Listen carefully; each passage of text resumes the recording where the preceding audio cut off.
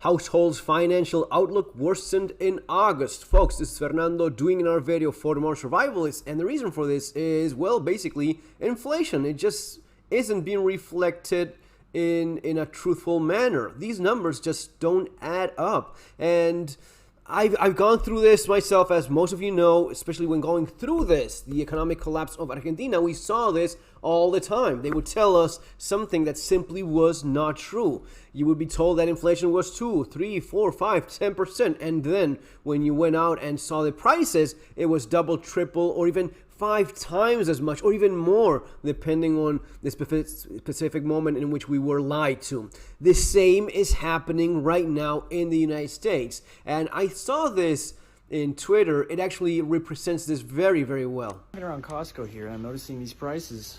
For example, these Madras lentils, $15.99. I bought those a year ago for $6.99. I keep getting told that we got, 6-7% inflation. You gotta be kidding me. Let's look at what else we got going on here. $6.99. We literally bought this chicken broth, $5.69, 2 months ago.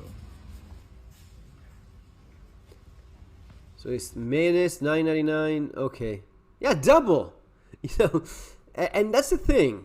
That's the thing. They just lie to your face. For $5.99 last year.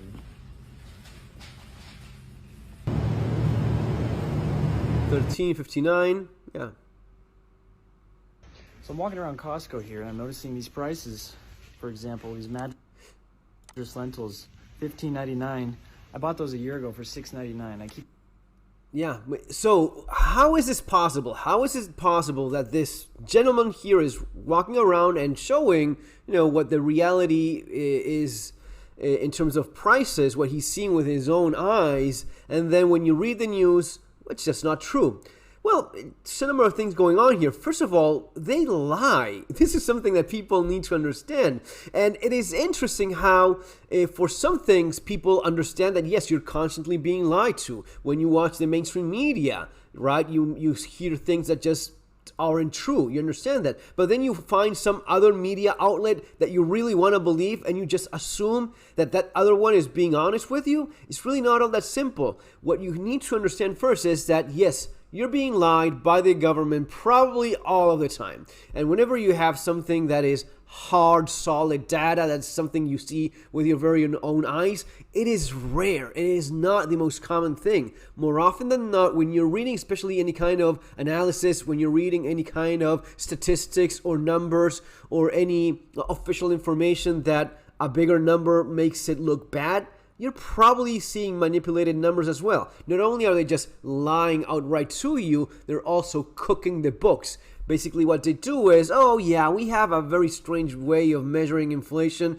So you have food, as this gentleman sees with his very own eyes, it has often doubled in price or gone up 75%. It is a huge difference, 75% to 5%, 6%. It's not even close. Well, because we analyze different things. We pick specific brackets of time, of course the ones that are more convenient. Not only that, we throw into this number of inflation, how much has airplane fuel gone up? How much has Airstreamers gone? You're not buying private planes yourself. You're not buying luxury cars yourself. You're not buying a bunch of things that are thrown into these numbers just as to make them look better. And it may seem like an exaggeration, but it's really not. They may throw into this equation numbers regarding food items that normal people simply do not consume. Wine, expensive products, beauty products. I mean, a bunch of things that probably have not gone up as much. They specifically choose those. Again, I'm talking about things I know for sure because I've gone through this. This is the same thing they did in Argentina when they were lying to us in terms of inflation. So yeah, this beauty cream, whatever, it hasn't gone up in price. Of course, it was already ridiculously expensive from before. 2 years ago, it was idiotically expensive already. So no, it didn't go up in price. Any kind of candy or any specific thing that was already expensive, it hadn't gone up as much. Oh, okay, let's pick that one up specifically. Let's throw that into our equation, and that's gonna be making it looking a lot better.